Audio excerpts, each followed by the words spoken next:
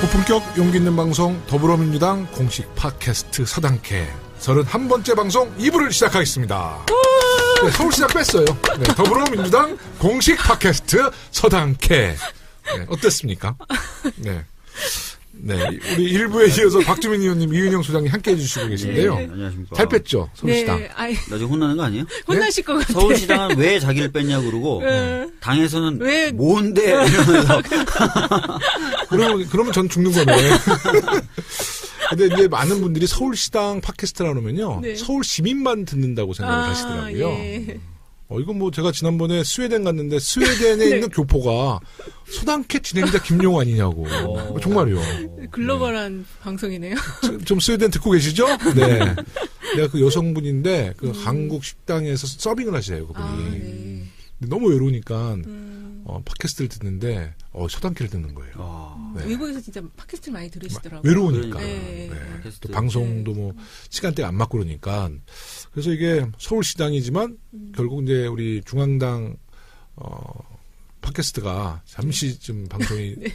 중지된 거잖아요. 네. 정지인지 중지인지 모르겠는데 뭐 그 사이를 우리가 이제 딱 틈새를 파고 들어가야죠. 잘 빼셨어요. 박주민 의원님은 오랜만에 서당캐 나오니까 어떻습니까? 좋아요. 편하고. 네. 안 나오시면서 이 순위가 우리가 쭉 빠졌어요. 아니던데요? 아유, 왜, 한창 우리가 7위, 뭐 22, 뭐 이랬는데, 그러니까, 국정감사 한 40일 쉬고, 뭐, 저 B급 말고 A급들이 좀 빠졌거든. 아이고. 그래서 박주민 의원님 빠지니까 이게 70위까지 내려갔는데, 이은영 소장님이 딱 나타난 거예요. 반짝했어. 근데 우리가 약간 뒷심이 부족했어. 근데 오늘 박주민 의원님 오셨으니까, 네. 근데 우리 청취율도 많이 올라갈 것 같아요. 네. 1부 때 이미 예고해드렸지만, 이제 2부는 이제 2018년 예산안. 정말 우여곡절이 너무 많았어요. 네. 의원님 방송하시는 거 봤어요. 네. 그 앞자리가 또 우리 박주민 의원님. 저도 방송하고, 표 의원님도 방송하고, 네. 손혜원 의원님도 방송하고. 네. 근데 방송을 하는데, 네. 앞자리잖아요. 네. 제가 막 박주민 의원님 다시 머리도 막 내가 막 방송을 내보냈는데, 저 뒤에서 보면 어때요? 너무 뇌구조가 되게 예쁘던데. 그게 아니라 제가 이제 다 아실 텐데 가발을 썼잖아요. 뒤에서 봤을 땐 티가 나나 뭐 이런 걱정이 전혀 안 나요. 다행이다. 안 나요. 지금도 안 나요. 그래요? 네네. 저는 가발 성공했네요. 난 어디까지가 가발이고 난 그걸 사실 모르겠어요. 굉장히 조그매요 가발이. 아 그래요? 네. 그러니까 조그마다는 것은 감추고 싶은 부분이 조금밖에 없다는 얘기예요. 네. 근데 페이스북을 딱 하는데 가발은 면적 대비 비용이 올라가요. 네. 그래요? 그래서 저렴한 거 샀어요. 근데 이제 페이스북을 하는데, 네. 갑자기 그 생방, 그러니까 라이브잖아요. 네. 근데 90명, 100명이 제 걸 듣는 거야, 보는 거였어요. 네. 내가 너무 고문해가지고, 박주민 의원님, 나 100명 듣는데 혹시 몇 명이나 봐요? 했더니, 딱, 나는 900명인가? 600명. 600명. 네. 그래서 내가 그때, 역시 난 B급이구나. A급은 따로 있구나. 표 의원님이나 손혜원 의원님 걸 아마 훨씬 더 많이 보셨을 거예요. 네. 저는 라이브를 잘 안 해요. 그리고 팔로우 수도도 훨씬 떨어지고. 네. 예. 우리가 이제 예산안이 이제 통과됐는데, 네. 법정 처리 시한 날을 넘겨서 통과됐어요. 네. 표결 당일날 정말 많은 일이 있었는데요. 표결을 우리 의장님이 하려고 할 때, 본청 본회의장, 네. 뒷문이 쫙 열리면서, 마치 영화 관상에서 이정재가 나타나는. 나는, 아니, 이정재 씨가 기분 나빠하시죠. 네, 포스가 약간 쫙 걸어오는데. 네. 슬로우 모션으로 걸어오셨어요. 저는 다 이게 흑백에 슬로우로 보이더라고요. 아니, 근데 좀 놀라긴 놀랐어요. 네. 정말 놀랐어요. 네. 한두 분이 들어오신 게 아니었잖아요. 막, 막. 아니, 근데 한 번 이렇게 오는 게 아니라, 일렬로 쫙 오는데, 아까 이 몸을 이렇게 딱 하면서 딱 오는데, 저 포스는 정치인의 포스는 아니야. 오른손을 약간 비스듬히 위로 들으면서 손짓을 하면서 들어오셨거든요. 네. 마치 막, 덩치 큰 분들이 누구 이렇게 불러세울 때처럼. 네. 그쪽 원내대표 덩치 크잖아요. 네. 정진석 원내대표에 이어서 정우택. 약간 사이즈가 비슷해요. 난 처음에 와가지고 왜 국회의원들 밥 안 먹이냐고 나 그 소리 할 줄 알았는데 그 소리는 또 안 하시대. 그때 우리가 재밌었던 게 필립 밥스타라고 저희 국정교과서 관련된 부분이었죠. 네네. 완전 히트였죠. 장관들 밥을 먹여야 된다 이러면서 필립 밥스타였는데 이번에는 정회를 해달라 그러면서 계속 의사를 방해해서 필립 정회스터라고 저희가. 그리고 그때 왜 반대 토론? 반대 토론이 원래 예정돼 있었던 거예요? 예정돼 있었던 거예요. 반대 토론을 좀 하겠다고는 미리 신청은 돼 있었던 것으로. 근데 왜 안 들어왔지? 그러니까 자기네들 얘기는 들어오려고 했는데 왜 자기네들 안 기다리고 시작했느냐. 11시간을 기다렸는데. 그러니까 자기네들이 의총하고 있었다. 이렇게 얘기했는데 그러니까 정세균 의장님이 아니 11시간 줬는데 그럼 왜 앞서서 충분히 의총하면 되지. 왜 우리 본회의 예정 시간 앞두고 계속 의총을 하느냐 이렇게 문제제기를 하셨던 거죠. 의총도 하루 종일 한 게 아니라 그냥 뭐 1시간 정도 하고 나머지 시간은 그들은 뭐를 했을까요? 모르겠어요. 입장하는 연습을 했을 수도 있어요. 나 진짜 입장은 멋있었나 봐요. 멋있는 게 아니라 무슨 영화의 한 장면? 풍문으로 들었어. 나는 음악 헷갈리면서 하는 게 뭐죠? 범죄와의 전쟁. 범죄 재구성. 아니 범죄와의 전쟁. 범죄와의 전쟁이라고 있거든요. 네. 하정우가 두목으로 나오고 그다음에 최민식이 그 머리 좋은 그거로 나오는 반달이라고 그러죠. 최민식이 반달. 건달의 반 정도. 반달로 나오죠. 풍문으로 들었어 하면서 이제 그분들이 쫙 열맞춰서 가는데 진짜 와 그런 약간 포스가 느껴지는. 근데 이제 저희 쪽에서 계속 그 영상을 촬영하잖아요. 근데 또 그쪽 의원님들 이렇게 얼굴 노출을 되면 싫은가 봐요. 이렇게 우리가 찍으면 애써 외면해. 이렇게 떠오르고. 근데 어차피 다 얼굴 나오거든요. 얼굴 근데 이렇게 직접 들이대면 약간 좀 의식하는 것 같아요. 그리고 그때 좀 특이했던 부분이 요새 자유한국당의 원내대표 경선 중이잖아요. 네, 경선 중이죠. 네네. 나경원 의원은 이제 경선은 안 나왔지만 처음에 이제 접었죠. 네네. 접었죠. 근데 그날 나경원 의원이 앞장선 장면이 조금 나왔죠. 조금 나왔다가 이제 뒤로 좀 빠지고. 김성태 의원이 이제 원내대표 후보죠. 예. 주도하던데. 주도하시고. 근데 주도하는데 뭐 그냥 목소리만 크게 하지 뭐 특별히 뭐 역할은 특별히 없었죠. 네. 그래서 그 반대 토론도 뭐 막 지역구 얘기하시는 분도 있더라고요. 할 얘기 없으니까 지역구 얘기. 지역구 얘기하시는 분도 있었고. 근데 강원도의 탄광 아니 갑자기 무슨 예산이랑 무슨 지역구 탄광 얘기를 했어. 탄광에서 일하시다가 진폐증 걸리신 분들을 돕는 예산 같은 건 왜 편성을 안 하고 왜 다른 예산만 그렇게 많이 편성하느냐 그런 취지의 발언이셨어요. 네. 일면 이해는 되는데 그럼 그걸 반영해달라고 하셨어야지. 그렇죠. 그러면 그날 좀 우리 예산에 관련돼서 좀 구체적인 이야기를 좀 해볼게요. 쟁점 사항에 대해서. 근데 공무원 증원 문제가 있었잖아요. 저희 더불어민주당이 원래 원하는 14,000만 명이 넘었었죠. 14,000여 명 정도, 14,075명인가? 예, 저희가 이제 증원 계획을 갖고 있었는데. 공무원 증원 규모는 이제 9,475명으로 증원이 확정됐어요. 근데 이 공무원분들이 주로 소방관, 경찰관, 또 보육 관련 우리 교사들, 또 집배원들, 그러니까 현장과 이제 민생에 직접 또 안전, 이쪽을 담당하시는 분들로 이제 구성이 될 거고요. 그때 이제 야당에서는 그 공무원 증원 문제가 이제 뭐 앞으로 미래 세대에 큰 부담이 될 것이다 했지만 실제로 박근혜 대통령 시절에도 공무원 충원이 약 1년에 평균 한 7천여 명 했대요. 그러니까 그러니까 실제로 저희 더불어민주당 문재인 정부가 한 2,000명 정도 충원한 겁니다. 그러니까요. 그러니까 어쩔 할 수밖에 없잖아요. 나가시는 분들이 있으니까. 그리고 우리나라가 그 다른 OECD 국가에 비하면요. 공공 일자리가 3분의 1 수준이에요. 그렇게 적어요? 네. 그래서 일자리를 더 늘려야 됩니다. 꼭 필요한 영역에도 부족해요. 소방관 분들이나 우편 배달부 뭐 이런 분들, 집배원 분들이 하고. 집배원 분들은 요새 택배를 많이 하시죠. 집배원 분들은 요새 막 과로사로 많이 이렇게 사고를 당하셔서. 그러니까 꼭 필요한 부분만 이제 충원한 거죠. 충원. 그러니까 뭐 경찰, 소방관은 많은 인력이 부족했거든요. 근데 그 부분은 충원해서. 근데 이제 저희 더불어민주당 지지자분들은 이 부분에 대해서 굉장히 안타깝고 섭섭하게 생각하시더라고요. 왜 이렇게 많이 양보했냐. 많이 양보했냐. 정치라는 것이 참 힘들어요. 그러니까 예산안에 대해서 약간 오해하고 계신 분들이 있어요. 첫 번째 오해가 뭐냐면 제가 이제 트위터 글이나 이걸 쭉 보니까 국회 선진화법에 따라서 그 처리 시한을 넘기면 정부가 냈던 원안이 통과되는 것 아니냐. 원안이 통과되는 것 아니냐. 이렇게 알고 계신 분인데 통과가 아니라 본회의에 상정은 됩니다. 그런데 본회의에 상정되면 또 표결 절차를 거쳐야 되잖아요. 그렇죠. 그러니까 야당이 지금 다 반대하는 입장에서 더불어민주당만 가지고 표결에 통과시킬 수가 없죠. 없죠. 네. 예, 그래서 어차피 통과되는 것 아니냐. 그러니 그냥 차라리 야당이 반대할 때 그냥 통과시켜버리게 내버려 두지. 요것은 사실은 법리적으로 맞지 않는 주장입니다. 예.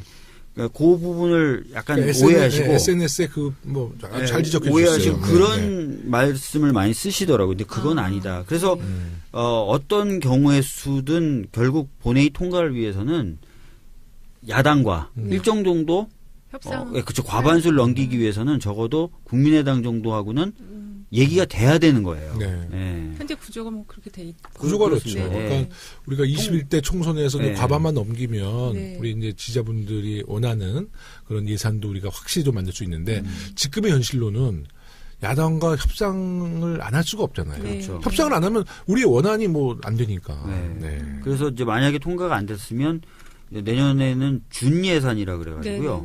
2017년 예산에 준해서 쓰게 돼 있는데 적극적인 돈은 또 못 쓰고요. 인건비 같은 유지 운영비 중심으로 쓰게 돼 있어요. 그러면 이제 그러면 이제 정부가 뭔 일을 할 수가 없죠. 그렇죠. 그렇기 때문에 어쩔 수 없이 협상이라는 걸 했다. 네.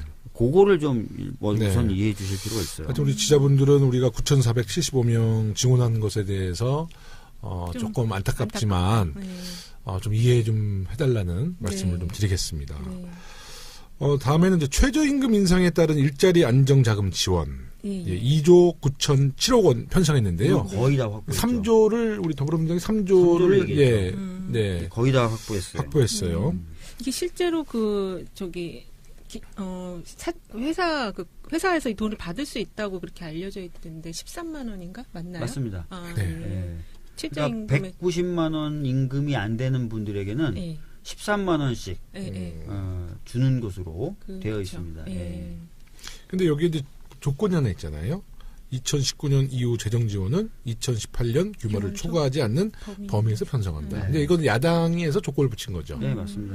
왜냐하면 이 조건을 붙이지 않으면 사실 안 해주겠다는 식이었잖아요, 거의. 근데 이것도 좀 모순이 있어요. 왜냐하면 어차피 이제 최저임금이 매년 상승할 텐데 그거에 따른 이제 지원도 조금 늘어나야 되잖아요. 근데 초과할 수 없다라고 하면 이제 저희가 목표는 10,000원 시대인데 최저임금 10,000원 시대인데 좀 이런데 약간 좀 모순이 있다 보거든요. 근데 우리가 이 조건을 안 달면 안 해주겠다니까. 그러니까 재정 지원 이 규모를 초과하지 않는 범위에서 편성한다고 하지만 이제 기본 최저임금 인상을 해보고 그게 이제 선순환적 효과가 나타나고 한다면 또 국민분들이 많이 이제 찬성을 해주신다면 또 정치라는 게 또 바뀌지 않습니까? 이 합의도 그렇죠. 결국은 또 바뀔 수 있다고 보고 있습니다. 근데 저희 그 지자분들도 최저임금에 대해서는 이제 지금 소상공인들이 저희 또 많이 지지해 주잖아요. 그렇죠. 좀 불안해 하시는 건 있어요. 그러니까 정말 그 최저임금에 대해서는 우리 정부가 현장에서 답을 찾아야 될 것 같아요. 현장에 있는 소상공인들, 중소기업인들 정말 많이 만나서 탁상공론으로 하지 말고 진짜 이거 좀 면밀히 좀 검토해야 되는데 어떤 우려가 있다고 보세요? 가장 큰 우려가 이제 사실은 이제 굉장히 영세한 소상공인이나 자영업자분들이 식당 하시는 분들 최저임금 인상분을 견디지 못할 것이다. 결국 문을 닫거나 고용을 오히려 축소할 우려가 있다. 그래서 최저임금은 올라가야 됩니다. 왜냐하면 워낙 그 임금이 격차가 크고 불균등이 너무 심해요. 그래서 최저임금을 좀 높임으로써 전반적으로 생활의 안정을 꾀하고 소비를 진작시키고 그래서 경제를 상승시키는 그런 효과를 가져와야 되는데 방금 말씀드렸던 것처럼 영세 자영업자나 중소상공인들이 아직 여력이 많지 않아서 높이는 것에 대한 로 인해서 겪는 어려움의 일부분을 정부가 좀 지원해 줘야 돼요. 이제 그런 것을 통해서 이제 안전하게 차근차근 나갈 수 있게 저희들이 이제 하겠다는 겁니다. 그러니까 일단은 내년은 적어도 걱정하지 않으셔도 되고요. 내후년이나 이럴 때 또 야당하고 협상은 또 해야 되겠지만 또 다른 방법을 또 찾고 또 아까 말씀드렸던 대로 선순환이 또 일어날 수 있거든요. 그 짧은 시간 내에. 그렇게 되면 또 그 자체로 또 개선 효과가 발생하니까 그런 것들 좀 생각하시면 될 것 같습니다.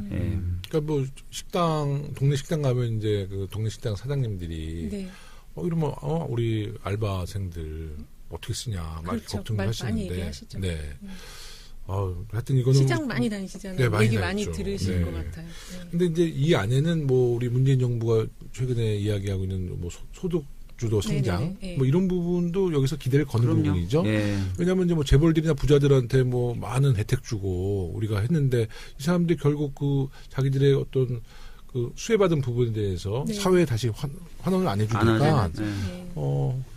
정말 세금 걷어서 국민들한테 직접 투자하겠다는 게 우리 문재인 정부 같아요. 네. 직접 주고 국민들이 조금 삶이 좋아지고 좀 네. 윤택해지면 나와서 좀 소비하고 그러면서 이제 시장이 좀 활성화되는 거잖아요. 네네. 뭐 그런 것에 거는 기대가 좀 있는 것 같아요. 그 말씀하신 네. 내용이 이번 예산안의 특징이라고 그렇게 얘기하는 사람도 있던데 직접 이렇게 나눠주는 방식으로 전환하는 거. 그러니까 세금을 네, 네. 세금을 국민들한테 쓴다는 것은 당연한 거잖아요. 네, 그렇죠. 네. 세금을 우리가 뭐 바다에다 쓰는 것도 아니라 네. 강에다 쓰는 것도 네. 아니고요. 네. 아니 그리고 실제로 예전에는 이런 정부의 적극적인 재정 네. 그것을 통한 형평성 제고가 네네. 오히려 경제 성장을 막는다는 이론들이 많았지만 네. 최근에 쏟아지고 있는 연구들은 전혀 반대예요. 네. 정부가 적극적인 재정이나 아니면 복지를 통한 재분배를 통해 가지고 형평성을 높이면요. 오히려 경제가 산다는 게 최근에 많이 나오고 있는 결론들입니다. 네. 그리고 IMF도 2010년부터 계속해서 우리나라 재정 더 풀라고 네. 더 쓰라고 지금 계속 권고하고 있어요. 몇 년째. 네. 우리나라 재정 건전성이 굉장히 높거든요. 네. 국가 채무 비율이 40이에요. OECD 평균이 90입니다. 그래서 OECD나 IMF에서 자꾸 우리나라 보고 야 너희들은 긴축 재정할 필요 없어. 더 써 더. 라고 지금 몇 년째 권고하고 있고 2017년에 IMF의 그 권고안에도 재정 더 쓰라고 돼 있어요. 그래야 돼요? 그래야 의원님 경기가 믿고 더 써야 되겠는데. 그래야 경기가 돈다고 돼 방송 있어요. 끝나고 하면 내가 쏘아요? 그래서 사실은 그 반대 토론 많이 하셨던 분들이 네. 나라 국방 걱정을 많이 하시는데 IMF는 쓰라는 거예요. 나라 국간을 지킨다는 식으로 오히려 재정을 안 쓰면서 장기 침체가 오히려 생길 수 있으니까 쓰라고 내수가 안 자꾸 좋아지니까. 공부하고 네, 네. 그러니까 정말 대한민국의 문제는 써야 될 사람들이 안 쓰고 있는 거야. 그렇죠. 네? 부자들. 맞아요. 좀 쓰면 어때? 그러니까 우리나라는 이렇게 된 거예요. 국가에서 부를 만들어내면 국민이 전체 힘을 합쳐서 가계 쪽으로 흘러가는 게 20몇 %밖에 안 돼요. 그렇죠. 나머지 다 거의 다 기업으로 빨려 들어가요. 근데 기업은 돈 안 안 써요. 쓰죠. 네. 사내 유보금 형태로 몇백 조를 쌓아놓어도 네. 돈 안 써요. 낙수 효과 없다는 건 예, 이미 가게는 쓸 돈이 없어요. 네. 그러다 보니까 재정이라는 제3의 파트가 역할을 해야 되는데 재정도 건전성 이러다 보니까 돈 안 쓰고. 써요. 그래서 예. 2008년도부터 장기적인 경제 침체 국면이 왔던 거거든요. 네, 네. 근데 아까 말씀드렸던 대로 우리나라 재정 건전성 굉장히 높거든요. 그러니까 IMF가 거듭 말씀드리지만 2010년도부터 매년 보고서를 내면서 한국은 써. 네. 너희들은 써야 돼. 써. 계속 그 얘기를 하고 있거든요. 근데 이제 이렇게 말씀하시면 또 우리 방송 듣는 우리 청취자분들이 우리 방송 부자들이 안 듣거든요. 또 우리 또 쓴다고 또. 아니, 저 그리고- 연말이니까. 네, 좀 많이 써야 돼요, 지금. 아니, 그러니까 빚을 질 정도로 쓰라는 얘기는 아닙니다. 네. 정부가 쓰라는 얘기예요. 저는 그죠, 개인- 재정이 쓰라. 재정을 아니, 적극 그러니까 재정을 잘못 들으면 하라는 거예요. 아까 개인이 내가- 쓰라고. 자꾸 나도 내가 꼭 써야 될 것 같다는 얘기. 적극 재정을 해도 충분히 네. 여력이 있고. 정부가 써야 된다. 그리고 아까 말씀드렸던데 공공 일자리는 OECD 평균의 3분의 1 정도밖에 안 돼요. 더 늘려도 됩니다. 네. 그리고 인건비가 8%로 똑같아요. 네. 2025년까지 계산해 보면 8% 인건비 수준이 네. 그대로 유지가 돼요. 그렇기 때문에 막 돈이 막 엄청나게 많이 들어가는 것처럼 얘기할 필요가 없다는 거죠. 네. 예. 그러면 뭐 우리 최저임금은 우리 박주민 의원님 말씀처럼 네. 네, 일단 믿고 재정을 더 많이 조금 쓰는 걸로. 이렇게 임금이 좀 높아지면 네. 뭐 높아진 것만큼만 쓰세요. 네. 네. 또 카드 빚져가지고 박주민 때문에 망했다 이런 소리 하시면 안 다들 됩니다. 잊으면 안 되고요. 예. 그다음에 이제 좀 쟁점이 됐던 게 법인세. 법인세였어요. 네. 법인세 과표 기준이 이제 3천억 초과 대기업에 대해서는 25% 적용. 그렇죠. 네. 이것 때문에 자유한국당 지지자들이 또 많이 자유한국당에다가 원성을 했다고. 네. 표결을 안 했기 때문에. 예.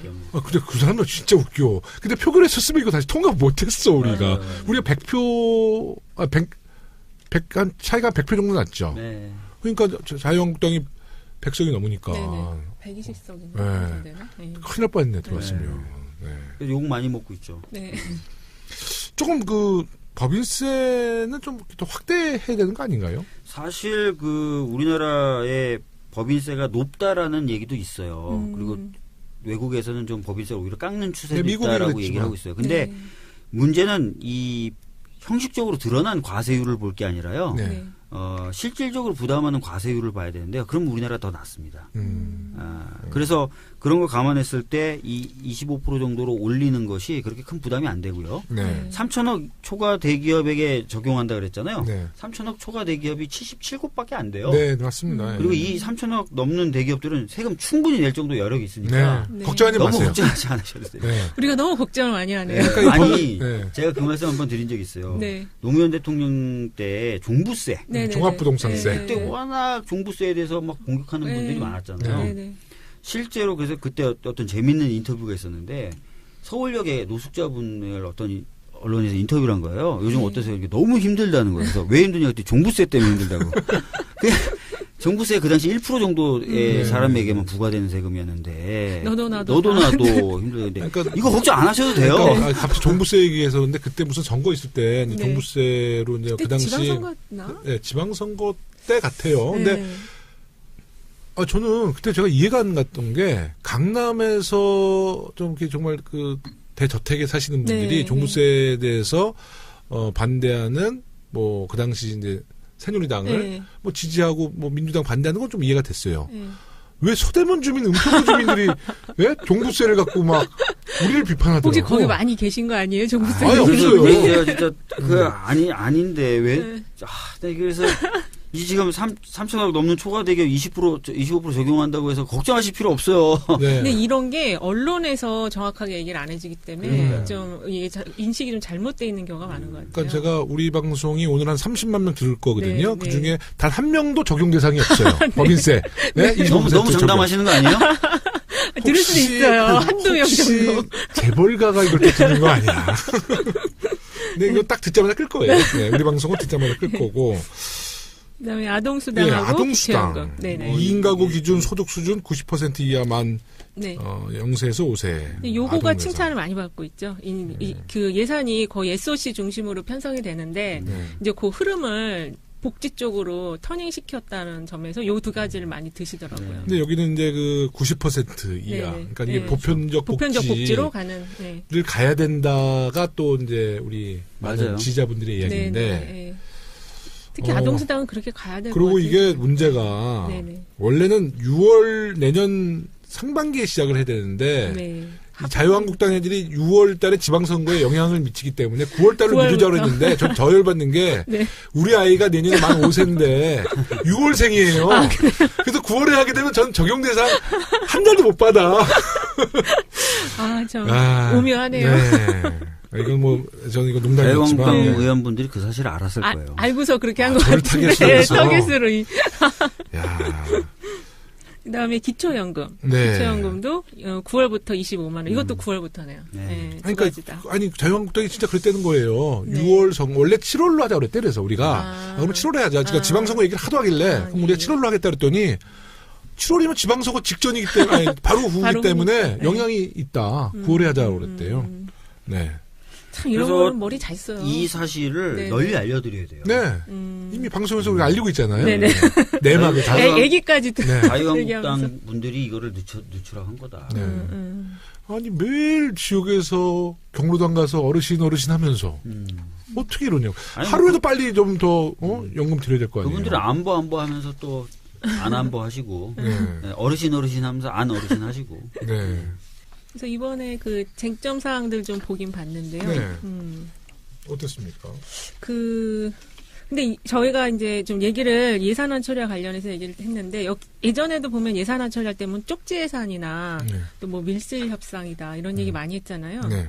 근데 이번에도 국민의당이 네. 사실은 민생과 관련한 것보다는 또 전혀 다른 내용을 가지고 협상에 임해서 네. 그렇게 좀 했다고 협상이 이루어졌다고 얘기하는데 그 그러니까 내용도 좀 그러니까 저희가 이제 과반이 안 되니까 네네. 뭐 이 협상력을 키우기 위해서 근데 국민의당의 그 몇 명 의원들의 이야기를 무시할 수 없었던 것 같아요. 그러니까 실제로 우리가 SOC를 줄이겠다고 그랬는데 네. 많이 못 줄였죠. 많이 못 줄인 게 아니라 더 늘어났다는 얘기가 있어요. 아, 그래요? 쪽지로. 정부 안보다 늘어났죠. 네, 그러니까요. 정부가 SOC를 확 줄이겠다 줄이겠다 했는데 그랬는데 정부 안보다 늘어났어요. 늘어났어. 근데 그게 주로 쪽지로 드러났는데 의원님들이 다 챙기신다고 챙길 수밖에 없다고. 아마 그런 박주민 얘기. 의원님의 저랑은 한 건 우리는 저는 뭐 쪽지를 본 적도 없죠. 아. 뭐 저도 쪽지를 보내거나 네. 한 적 없어요. 근데 네. 이제 저도 전화는 많이 했어요. 네. 전화 많이 했는데 주로 이제 안산 쪽에 이제 세월호 관련된 트라우마 센터를 만들었는데 아. 아니 멋있는 의원이에요. 그게 자꾸 예산에서 빠지려고 그래서 그런 게 왜 몸부림을 빠져요? 많이 쳤고요. 예? 트라우마 센터 그런 게 왜 빠지나요? 답답하죠. 네. 저도. 그다음에 이제 또 어우. 스텔라 데이지오 분들이 네, 네. 심해 탐색선을 아. 좀 해달라고 해서 그것 때문에 또 전화 많이 하고 그랬는데 잘 안 됐어요. 정말 좋은 의원이에요. 잘- 난 잘안 딱 아까 됐어요. 좀 전화했다 해서 잘- 지역구 잘안 아니, 됐다니까요. 안 됐다고요. 그러니까 지역구 때문에 저도 지역구에 전화하신 줄 알았더니 다른 지역구에 어. 전화하신. 예? 다른 지역. 저희 지역구 예산도 제가 음. 하는데 이번에 쪽지 예산 같은 형태는 안 하고 네네. 특교라는 게 또 있어요. 네, 특교. 특교는 이제 미리미리 네, 다 네, 좀 네. 얘기를 해놔서 특교 차원에서는 좀 많이 따놨는데. 저도 뭐 사실 그 발달장애인 네네. 뭐 저희 지역구는 아니지만 발달장애인 예산 쪽지는 아니지만 조금 제가 좀 강력하게 얘기해서 몇 억 예산 네. 편성했죠. 아, 발달장애인. 그러셨어요? 네. 그리고 또 저는 성폭력 피해자 지원센터에서 일하시는 분들 임금이 손 들지 형편없어서 우리가 말 안 막을 그분들 임금 인상 예산. 갑자기 자기 자랑 대회가 그러니까 이거는 저희처럼 네네. 무슨 재선을 위해서 막 자기 사회 지역구 사역에 챙기기, 지역구 지역구도 챙겨야 되긴 돼요. 그쵸. 근데 그게 아니라 진짜 너무 막 그렇게 네. 하는 것보다는 좀 공익적인 예산 네. 확보. 그러니까 지역구 국회의원은 사실 이제 사실 챙기긴 아니요. 그러니까 챙겨야죠. 지역구 국회의원은요. 네네. 제 생각에는 네. 그 지역 주민들이 지역을 대표해서 뽑은 이제 거니까. 뽑아주신 거니까 네네. 당연히 지역 여론에 충실할 수밖에 네. 없죠. 근데 그게 무리하면 안 된다는 거죠. 네. 무리하게. 네. 그러니까. 상식선을 벗어나면 안 된다. 제가 진짜 정말 답답했던 게 뭐냐면 오늘 정개특위 회의가 열렸는데 자유한국당 의원들이 보이콧을 해서 결국은 안건 처리를 못했어요. 근데 자유한국당 간사분이 김재원 의원이에요. 김재원 의원님이 딱 들어오시더니만 우리 보이콧 할 텐데 그래도 의사 처리하고 싶으면 의사 안건 처리하고 싶으면 처리해. 하지만 우리는 그러면 우리하고 더 이상 더 일을 못할 거야 하고 나가면서 뭐라 그러냐면 뭐 워낙 많이 해먹었어야지 예산안을 두고 하는 얘기예요. 워낙 많이 해먹었어야지 이러고 딱 나가는 거예요. 그래서 제가 신기해서 김재원 검색해봤더니 네. 엄청나게 자랑을 하신 거예요. 지역구 예산 999억 확보. 진짜요? 근데 그러면서 왜 저희들을 뭐라 그러시는 거예요? 김재훈 의원 얼마 전에 피의자 신분으로 저 소환되지 않았었어요? 그 여론조사 비용건 네. 부분. 안 됐었죠. 네네. 그래서 아니, 근데 피의자 신분이었어요? 뭐였어요, 그때? 그냥 참고인 그냥 조사 참고인이었던 아니에요? 참고인 조사였던 아니, 거. 보도는 피의자 신분으로 아, 나왔는데? 그래요? 네. 어쨌든 그 돈 전달과 그리고, 관련해서 그리고 뭐가 그분이 있었어요? 지금 그 지역에서도 그 농협인가? 933억 확보. 아니, 개인 국회의원이 933억을? 그러니까 자기 지역으로. 이분이 그 야. 경북 도당위원장이거든요. 아, 그러니까 예. 아니, 아무리 그래도 그렇지. 933억. 국가 예산 933억을 증액시킨 성과를 이뤘다고 엄청 자랑을 하신 거예요. 그러면서 그러면 우리는 참 예산 고마웠습니다. 이렇게 해야지. 예. 자랑은 자랑대로 하시면서 그분 예전에 세월호 네. 특별히 있었어요, 없었어요? 김재원. 이분이 계셨던 건 아닌데 이분이 세금 도둑이란 발언을 했죠. 세금 도둑? 예, 특조위를 가리켜서. 특조위를 가리켜서? 네. 어휴, 문제가 많네, 이분. 네? 근데 저렇게 핵심이셨죠. 많은 그렇죠. 저렇게 많은 금액을 자기 지역으로 땡길 수 있다는 거를 근데 능력 있다고 또 지역에서 그렇게 평가를 해주는 분위기도 근데 이런 있잖아요. 얘기 하지 말래. 그러면 국민들한테 비판받는데 지역구에서는 야, 누가 900억 최고다 또 이러는 거예요. 그러니까요. 이 양면에 우리 방송을 그쪽 지역구에다 송출을 금지시킬 수 없나? 네, 그 국민분들도 조금 생각을 바꾸셔야 되나? 그러면 933억 확보했으면 이번 예산안 너무 잘 됐습니다라고 그렇게 하면 해야지. 되죠. 그렇죠. 예산안이 뭐 어때? 뭐 개떡 같아. 네. 뭐 있는 사람들만 다 먹고 뭐 너무 형편없어 예산안. 그러면서 또 제가 다 했습니다. 이거 뭐야 그러면 자기가 누워서 계속 침을 뱉는 거잖아요. 그렇죠. 그렇게 이중적인 플레이는 하지 말아요. 하지 말아야죠. 네네네. 그 자유한국당이 표결 당일날 하루 종일 목리를 부렸어요. 네. 이제 그 이유가 네. 이제 표면적으로 내세운 건 이제 우리 더불어민주당과 국민의당이 선거구제 개편을 약속하고 밀실에서 야합했다. 이런 주장인데 그게 아마 박홍근 의원, 권은희 의원의 이제 아마 문자 네. 그 내용인 것 같아요. 네. 근데 제가 박홍근 의원님한테 물어보니까 절대 어떻게 그런 걸 약속하냐고. 네. 거기가 거의 저기 선거구제 관련한 걸로 딜을 해서 네. 그렇게 해서 이제 민주당하고 협상이 됐다고 얘기는 들었는데 그것도 맞는 건가요? 아니 근데 선거구제를 가지고 딜을 할 수 없는 게요. 네. 왜냐면 국민의당과 더불어민주당 저희 당이 뭔가 두 당이 이제 뭔가 합의를 한다고 선거구제가 안 바뀌어요. 그렇긴 하죠. 그래서 딜이 안 되는 건데 그걸 그러니까요. 딜을 냈다고 자유한국당이 그러니 그럼 진짜 그 우리 둘이 힘 합쳐서 선거구제 다 바꿔버립니다. 어차피 욕 다 먹었으니까. 그럼 자유한국당도 안 된다 그럴 거예요. 어느 장단에 춤을 춰야 될지 참. 그리고 또 자유한국당이 요새 네. 참 재밌는 게 자꾸 이 어떤 내용 같은 게 많은데 이번에도 그 원내대표가 네. 자기 지역구 예산 많이 챙겼다고 그래서 네, 근데 다른 소속 그 의원들이 네. 완전 뿔딱지가 난 거지. 아. 예? 자기- 협상은 정말 망쳐놓고 자기들 입장에서는 자기 예산만 챙겼다. 그리고 합의해줬잖아요, 우리 그때. 그 자기가 그 사인까지 했는데 또 다 이렇게 좀 부정하고요. 그때 원내대표가 이렇게 된다고 사인해서 돌아갔더니 의원들은 또 안 된다. 저는 그때 이제 그 아이고. 속보가 나왔잖아요. 네네네. 3당 합의. 네. 그러니까 제가 초선이긴 초선이야. 저는 그 말만 믿고 끝났구나. 이제 예산 통과되는구나. 그리고 이제 갔는데 그날 저녁에 결국은 통과 안 돼서. 그쵸, 안 됐죠. 근데 그 우리 우상호 의원이 저녁을 먹자 그러더라고요. 저녁을 딱 먹는데 저거 내일 아마 자유한국당 가면 의총에서 까지고 저거 아마 말 번복할 거다. 그래. 그대로 되는 거예요. 역시 경륜이. 아니 진짜 이렇게 되더라고요. 저도 네. 그 저희 구 지역구 행사에 앉아 있다가 네. 타결됐다고 네. 속보 뜨고 네. 문자 빨리 복귀해서 저 네, 대기하라고 네, 해서 저 먼저 가야 된다고. 그 목사님들 많이 계신데 다 양해하고 네. 막 가고 있는데 김도읍 의원이 비토났다. 이게 왜 이러지? 그래도 되겠지? 도착했더니 안 된다는. 그러니까 그때 될 줄 알았던 거죠. 네. 초선의 미스터. 조선들은 끝났어요. 왜냐면 사인을 했으니까 세 명이. 그러니까. 네? 아, 네. 초선의 순진함이라고 오늘 제목을 붙여야 네. 되겠는데요. 근데 이런 것들은 또 선배들이 안 가르쳐요. 그럴 네. 것 같아요. 가르쳐주면 초선이 벌써 빠진다고 안 가르치는 것 같아요. 그리고 국민의당은 이번에 캐스팅 역할을 톡톡히 톡톡히 했죠. 해냈다 그러면서 네, 네. 자평하고 있어요. 그리고 이제 자주 이렇게 웃음을 보이시더라고요. 거기 왜 이렇게 거기가 지금 또 거기도 내용이잖아. 내용이죠. 그렇죠. 거기도 이제 어떻게 보면 내전 내전 수준까지 내전. 네? 내전 상태죠. 네, 근데 왜 이렇게 몇 분들이 왜 이렇게 웃고 있어요? 거기는? 속이 타니까 웃기라도 하셔야 되지 않을까요? 아니, 되게 힘드실 것 같아요. 어쨌든, 이 역할은 했으니까 국회에서 네. 39석 그 정당으로서의 역할은 또 한 명 그냥 냉정하게 빼네. 네? 빼야죠. 네. 그날 아침에 딱 보도 보고 저희들 다 놀라긴 놀랐는데. 네. 하여튼 뭐, 예. 근데 이제 국민의당이 뭐 캐스팅 보트 역할을 했는데 네. 근데 조금, 내용적으로 네. 또 민생 현안과 관련된 걸로 역할을 한 건 아니다 보니까. 네, 뭐 공무원 증원을 반대하거나 아동수당과 관련해서 보편적 복지를 반대함으로써 이제 네. 정체성이 좀 더 모호해졌다. 더 모호해졌죠. 네, 네. 이런 비판의 목소리가 나와요. 네. 국민의당은 과연 어떤 당일까요? 네. 국민을 위한 당인가요? 극중주의. 극층주의. 무조건 가운데로만. 옳고 그름을 따지지 않고 가운데로. 무조건 가운데 조종자 역할, 조정재. 다리 역할이면 뭐 브로커. 네.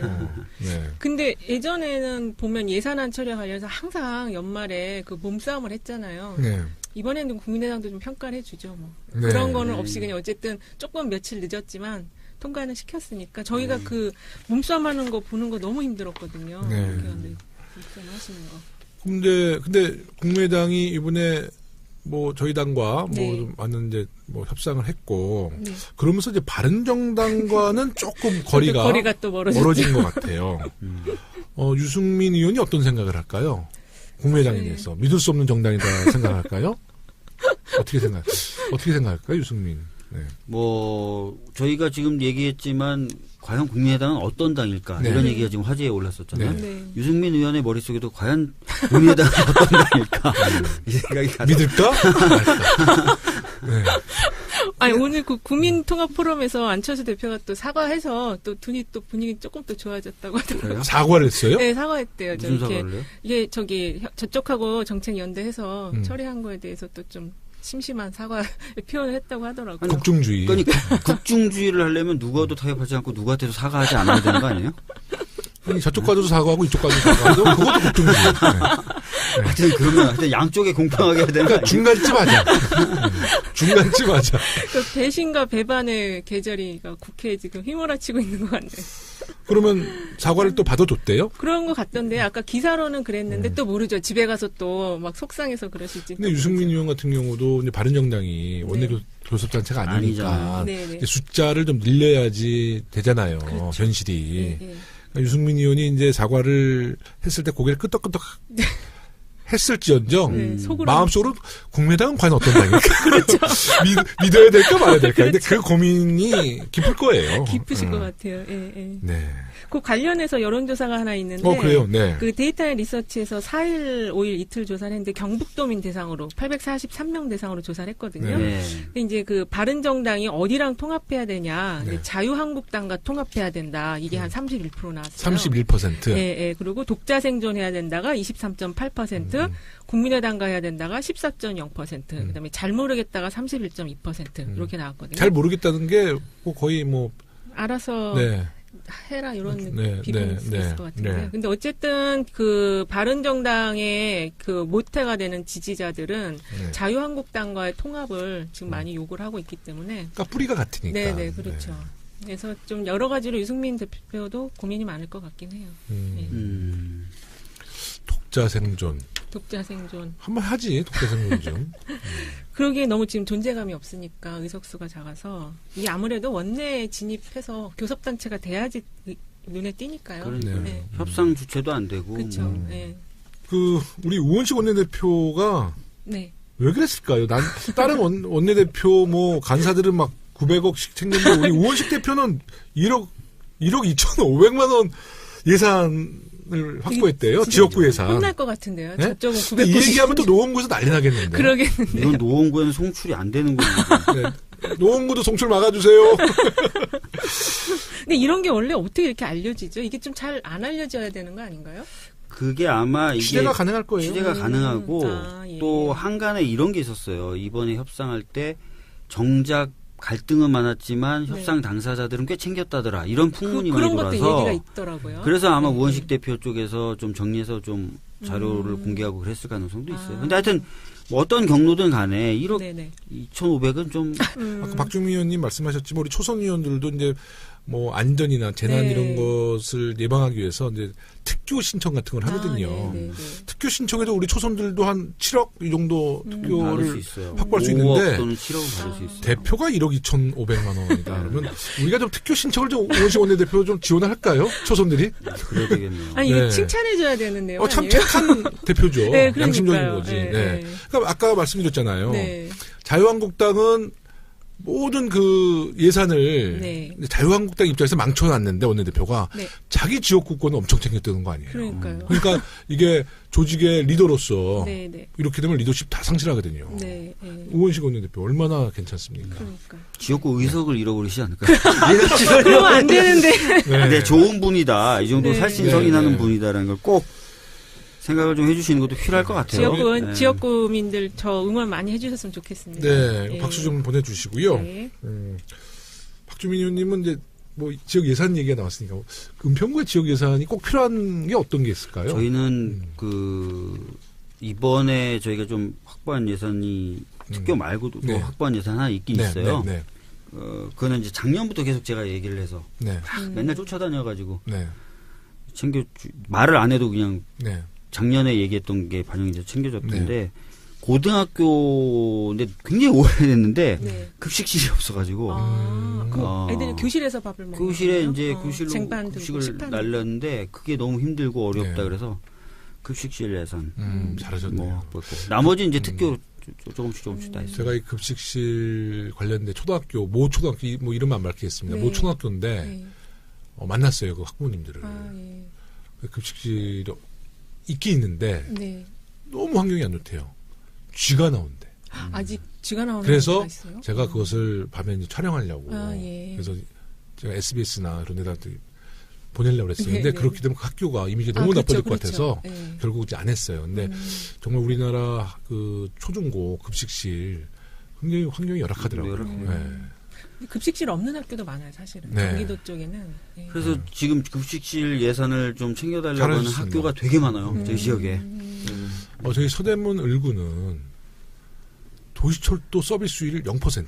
지하철역이 한 군데도 없어요. 정말요? 그런 데가 있어요? 그런 예산 제가 당대표 되면 한 몇 조 예산을 확보해야지. 근데 이거는 제가 한번 이런 얘기했어요. 아니 서울은 그 교통 중심지인데. 갑구, 네, 신촌 2대, 그렇게 충정로동. 예를 들어 갑구과 차이가 나는 구들이 있어요.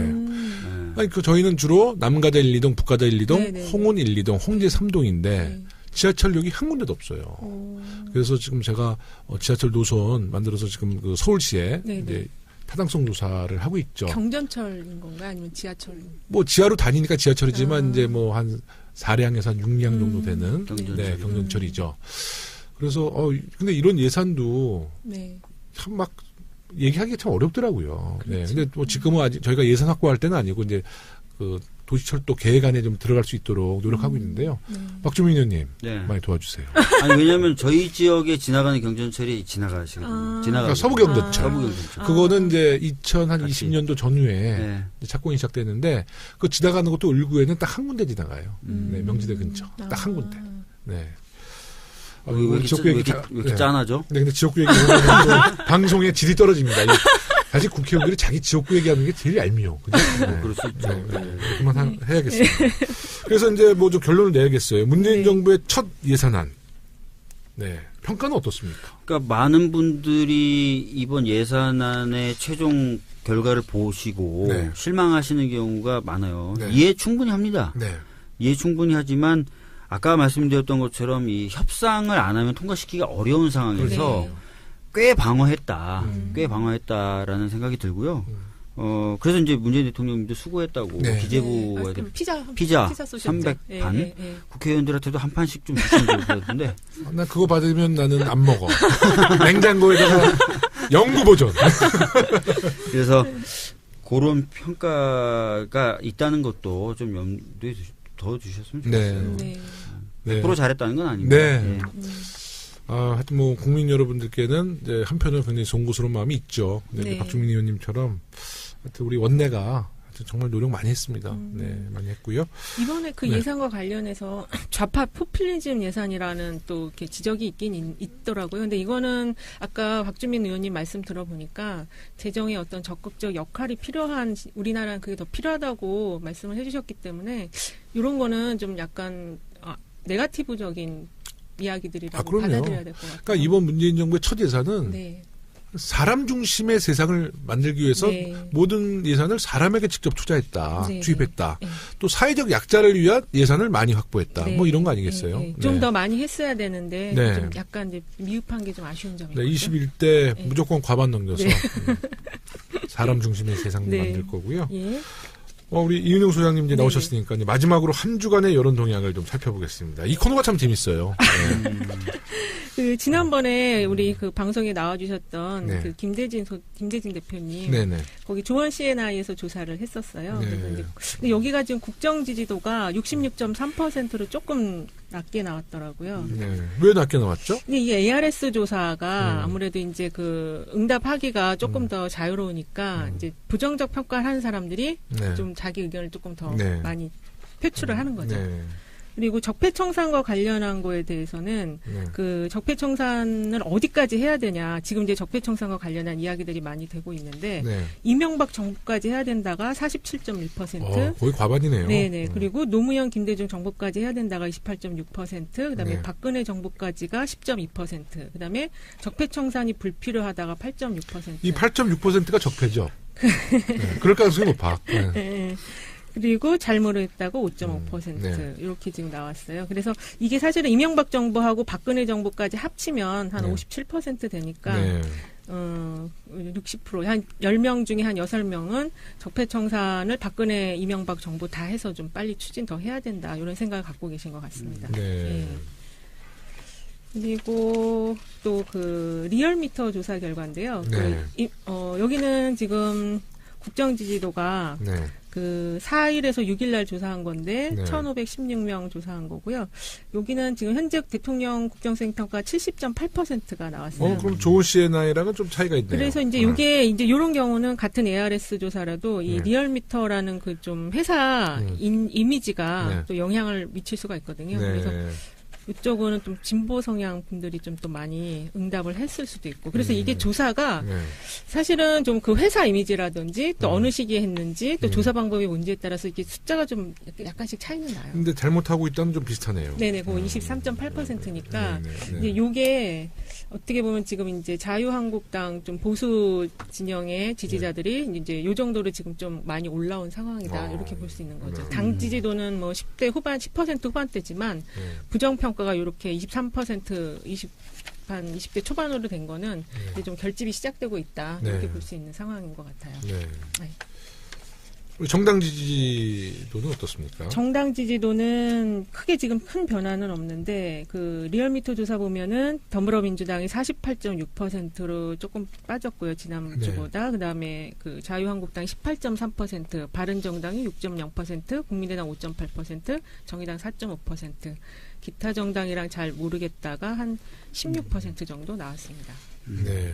우리 더불어민주당이 저희 그 당 자체 여론조사도 있잖아요. 예. 그런 거 보면 50%를 좀 넘고 있거든요. 네, 50대 초반 계속 유지하고 있어요. 그래서 저는 더불어민주당 여론조사에 저는 더 신뢰를 보냅니다. 네.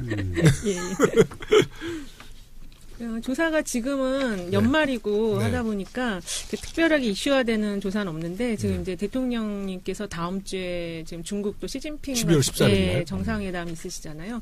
그 이후에 이제 올해 마지막 여론조사 어떻게 나올지 좀 관심 있게 봐야 될 것 같습니다. 아마 이제 대통령이 중국을 방문하시고 시진핑 국가주석 만나고 이제 돌아오면 이제 중국의 어떤 한국에 대한 경제 제재 문제가 좀 완화될까요? 거의 해소될 거예요. 거의 해소되고 연예인 요새 이제 한류 진출을 좀 제한을 두고 있거든요, 중국에서. 근데 뭐 대통령 방문할 때 뭐 우리나라 스타급 한류 뭐 스타들이 뭐 간다는 이야기도 있어요. 근데 혹시 이제 가서 공연이 시작되면 이제 중앙방송 CCTV에서 그런 공연이 우리 한류 연예인들의 공연이 시작되면 이제 그런 한류 확대도 이제 또 기대를 걸 수 있고요. 하여튼 문재인 대통령이 이번에 방중하는 것은 굉장히 잘하신 거고요. 또 우리나라의 안보에도 큰 도움이 되고. 지금 관광객들이 좀 많이 늘어난다는 얘기는 있던데. 많이 늘어났고요. 지금도 물밑에서 굉장히 교류 많이 하고 있어요. 하고 있는데 이제 그 중국 업체들은 기업들은 이제 중앙 정부의 이제 사인을 받고 싶은 거지. 그게 바로 그 신호탄이 문재인 대통령 방중에서 시진핑 국가주석과 이제 기념 촬영 서로 웃으면서 손 꼭 잡고 그게 이제 확인 딱 되면 많이 해소될 겁니다. 많이 해소될 거예요. 김관진, 임관빈 석방에 대한 국민 여론조사도 있었던데. 그거 리얼미터에서 나온 건데 일단은 63%가 잘못한 결정이다. 그다음에 잘한 결정은 26.3%, 잘모름이 10.7%. 그래서 10명 중 6명 정도가 잘못한 결정이다라고 생각을 하고 있겠습니다. 하여튼 전 지난 방송에서 말씀드렸지만 김관진 전 실장 올 조선중앙에서 너무 미화한 그러니까 그렇게 얘기해서 참군인으로 재판부가 그런 사설을 보고 아마 영향을 받지 않았는가라는 생각도 했는데 그래서 이분이 지금 나왔잖아요. 근데 또 새로운 혐의가 또 추가로 나왔잖아요. 근데 그 이후부터 조선이랑 중앙은 또 이제 김관진 전 실장에 대한 기사를 안 쓰더라고요. 요거 표본 오차 또 말씀을 잠깐 드려야 될 것 같아요. 꼭 표본 오차는 죄송해요. 화제가 끝나고 이렇게 발표하는 습관을 갖고 계세요. 리얼미터는 그 95% 신뢰 수준에서 플러스 마이너스 2.5% 포인트입니다. 리얼미터만 하시면 돼요? 지금 아까 그 조원 씨의 나이 거가 그것도 있는데 하셔야죠. 그것도 95% 신뢰 구간에서 플러스 마이너스 3.1% 포인트입니다. 그래서 그거는 별로 중요한 얘기는 아닌데 이게 뭐 선거법상 그러니까 혹시 문제 혹시 문제 될까봐 뭐 특별히 중요한 내용은 아니죠 그게. 이제 오늘 방송 마무리할 시간이 됐습니다. 1, 2부 같이 한 약 2시간 방송을 했는데요. 우선 이제 박주민 의원님이 하품하시니까 요새 송년 모임 많으시죠? 지금 질문하면 바로 여기서 또 쓰러져 주무실 것 같아요. 바로 질문 던지겠습니다. 어떠셨어요? 오랜만에 와서 아까도 말씀드렸지만 재밌었고요. 다만 왜 이렇게 실내가 덥죠?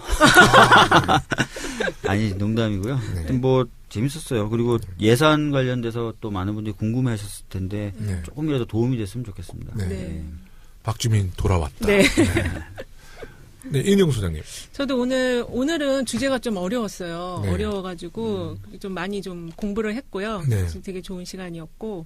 그리고 요새 이제 송년회 모임 많으시잖아요. 네. 그래서 최근에 재밌는 조사 하나 있어서 그거 하나 갖고 왔는데요. 네. 송년회 음주 비율인데요. 네. 갤럽에서 11월 28일, 30일 조사한 거거든요. 네. 근데 그 음주 빈도에 대한 조사인데 거의 매일 먹는 사람이 한 2%. 주에 한 3회에서 5회 정도 먹는 분이 10%, 네. 주에 1, 2회 정도 먹는 분이 한 25% 해서 음주 지금 네. 최근에 음주 비율 한 56% 정도 되고 거의 안 먹는 분이 44% 정도 되는 네. 걸로 나왔더라고요. 두 분은 어느 쪽에 속하세요? 저 2%. 2%. 거의 매일. 매일 술 드시고. 저는 이제 저녁에 탄수화물 줄이기 위해서 네. 밥을 안 먹고 막걸리, 네, 막걸리로 탄수화물이지만 네. 이것은 이제 몸에 그 흡수가 별로 안 된대요. 그래요? 네, 바로 이제 그 소금이 빠져나가니까. 네. 저도 오랜만에 지금 술 마실 약속이 하나 있는데 네. 막걸리 마셔야 되겠네요. 네. 네, 좋습니다. 근데 지금 12월 달이 모든 국회의원들이 네. 지역구 송년회 하루에 8군데씩 있잖아요. 그렇게 많아요? 네, 근데 박주민 의원님은 저랑은 서당캐를 위해서 네. 지역 활동하지 않고 열일을 하고 있잖아요. 네. 열일. 왜냐? 더불어민주당을 홍보하기 위해서. 네. 네. 이런 국회의원들한테 박수 보내줘야 되는 거죠. 자화자찬하면서 한 명도 박수 안 보내주더라고. 이거 뭐 저희가 뭐 사실 지원도 못 받으면서. 그러니까 네. 대단하신 것 같아요. 우리 좀 박주민 의원님. 네. 진짜 보통 바쁘신 분이 아니잖아요. 아니 다 바쁘신데. 네. 하여튼 연말에 의원들이 좀 더 바빠진 건 사실이에요. 네. 지금 내년 선거가 있어서 더 모임이 많으신 것 같더라고요, 의원님들이. 네. 지역군에서. 그렇죠. 네. 네. 하지만 저희는 이제 선당후사. 선당후사 말 진짜 오랜만에 썼네. 네. 네, 선당후사. 네. 앞으로 더 열심히 하겠습니다. 네. 고품격 용기 있는 방송 서당캐 31번째 방송 2부를 마치겠습니다. 끝까지 청취해주신 모든 분들께 감사드리면서 다음 방송 박주민, 이은영 소장님 함께 나옵니다라고 전 미리 예고하겠습니다. 네. 다음 주에 만나겠습니다. 네, 감사합니다.